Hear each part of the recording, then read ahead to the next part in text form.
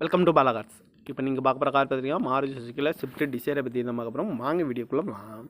இந்த கார் பார்த்தீங்கன்னா Maruti சுசுக்கியில் Swift desire model பார்த்தீங்கன்னா 2016 மாடல்.